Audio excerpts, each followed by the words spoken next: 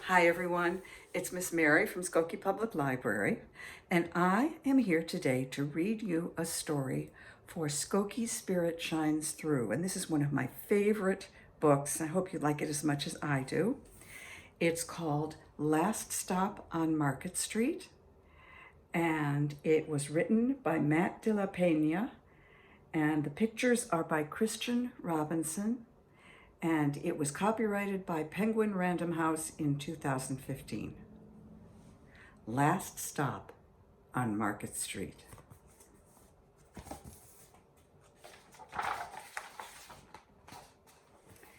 Here's a picture of a neighborhood. See, there's a church here. Maybe this is a library. People walking their dogs. Just kind of a regular neighborhood.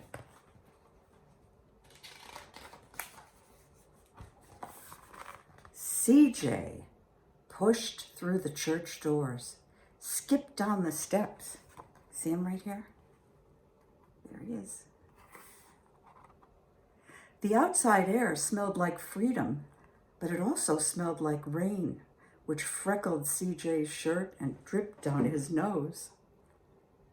You can see people carrying umbrellas here.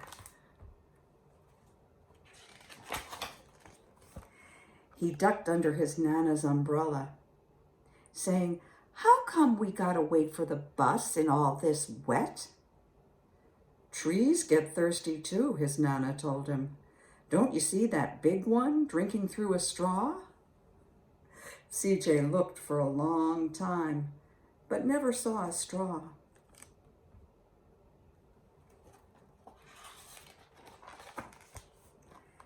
From the bus stop, he watched water pool on the flower petals. See right there? He watched rain patter against the windshield of a nearby car.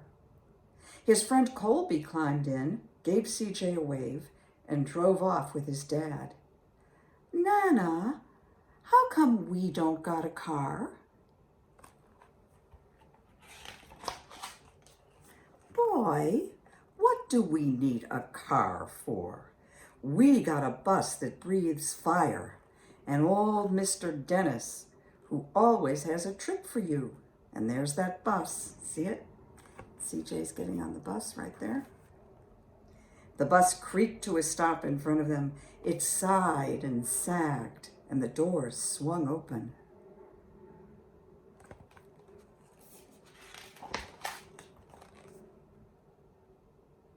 And here's Mr. Dennis. "What's that I see?" Mr. Dennis asked. He pulled a coin from behind CJ's ear and placed it in his palm. Nana laughed her deep laugh and pushed CJ along.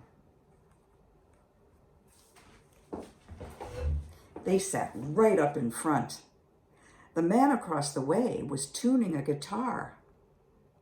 An old woman with curlers had butterflies in a jar. Nana gave everyone a great big smile and a good afternoon. She made sure CJ did the same.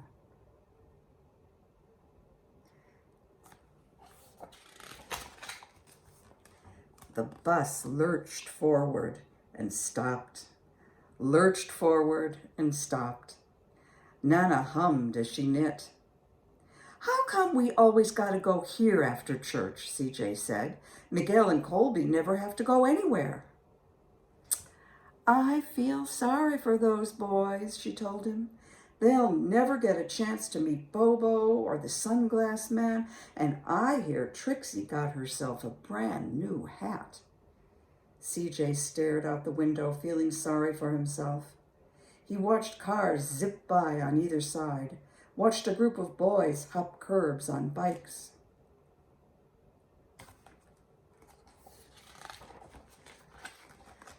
A man climbed aboard with a spotted dog.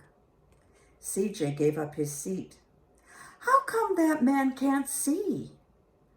"Boy, what you know about seeing," Nana told him. "Some people watch the world with their ears." "That's a fact. Their noses, too," the man said, sniffing at the air. "That's a mighty fine perfume you're wearing today, ma'am." Nana squeezed. the man's hand and laughed her deep laugh. See all the different people on the bus?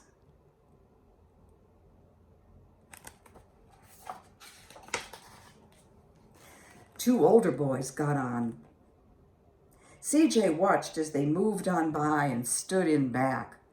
"Sure wish I had one of those," he said.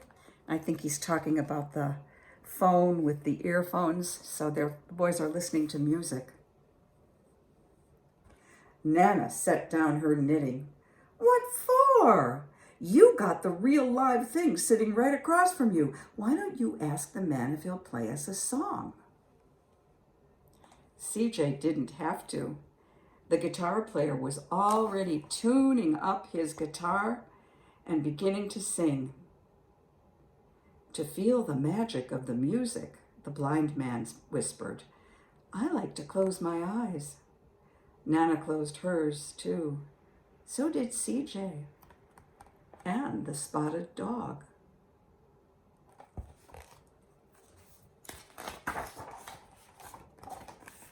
And in the darkness, the rhythm lifted CJ right out of the bus, out of the busy city. He saw sunset colors swirling over crashing waves. He saw a family of hawks shining through the sky, saw the old woman's butterflies dancing free in the light of the moon. CJ's chest grew full, and he was lost in the sound, and the sound gave him the feeling of magic.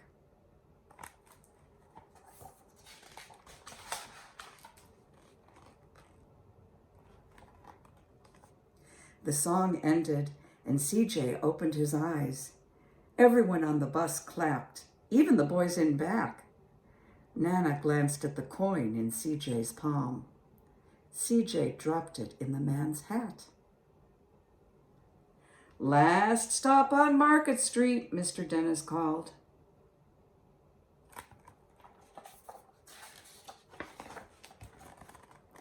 CJ looked around as he stepped out of the bus.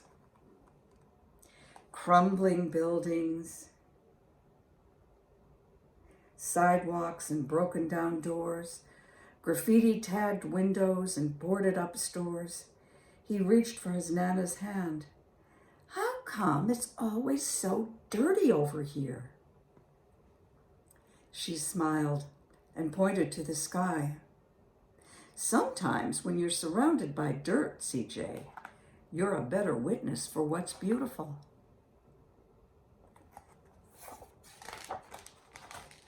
CJ saw the perfect rainbow arcing over their soup kitchen. He wondered how his Nana always found beautiful where he never even thought to look. See the rainbow?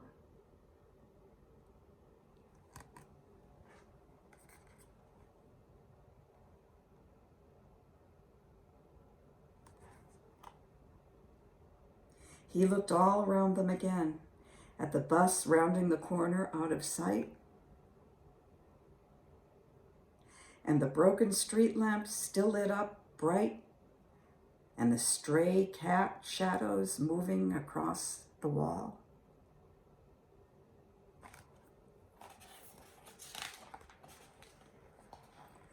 When he spotted their familiar faces in the window, he said, "I'm glad we came."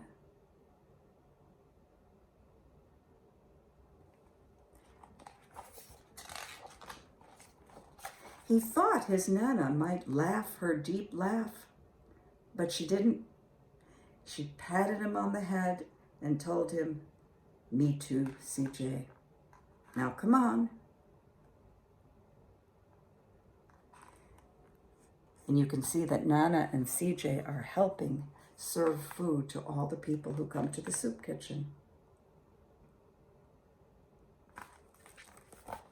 And that's Last Stop on Market Street by Matt de la Pena and Christian Robinson.